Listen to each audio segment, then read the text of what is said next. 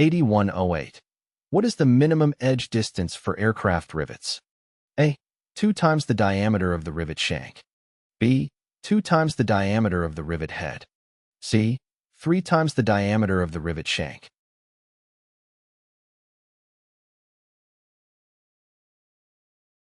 The correct answer is A.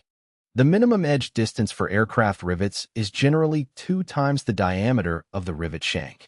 The edge distance is the distance from the center line of the rivet to the edge of the material being joined. It is important to have an adequate edge distance to ensure proper strength and load distribution in the joint.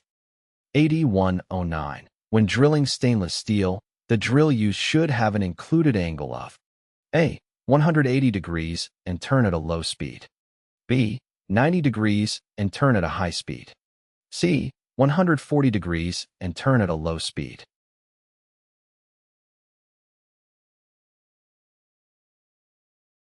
The correct answer is C. Stainless steel is a hard material, so it requires a drill bit with a high included angle. The included angle is the angle between the two cutting edges of the drill bit.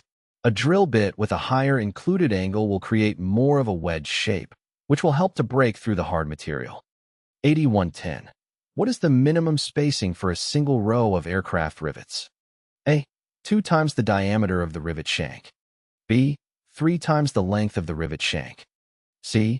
3 times the diameter of the rivet shank.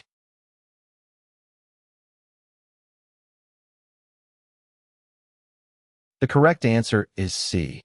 The minimum spacing for a single row of aircraft rivets is generally 3 times the diameter of the rivet shank.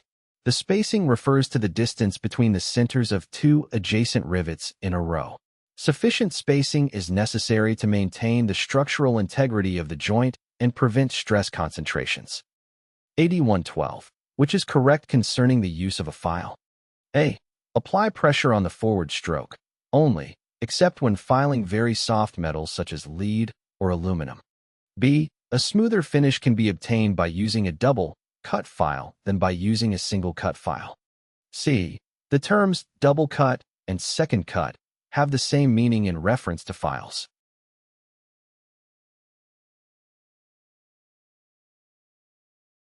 The correct answer is A.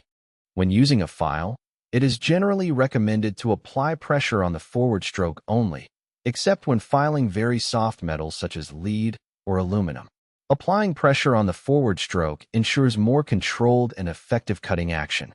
However, when working with very soft metals, it may be necessary to apply pressure on both the forward and backward strokes to achieve desired results. Q8113.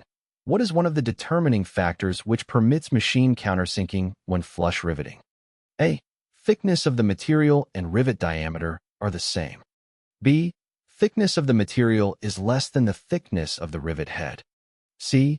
Thickness of the material is greater than the thickness of the rivet head.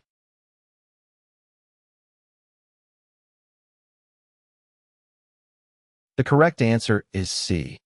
One of the determining factors that permits machine countersinking when flush riveting is that the thickness of the material is greater than the thickness of the rivet head. Machine countersinking creates a conical-shaped recess in the material to accommodate the rivet head, allowing for a flush finish. This technique is feasible when the material thickness is sufficient to provide proper support for the countersunk rivet head.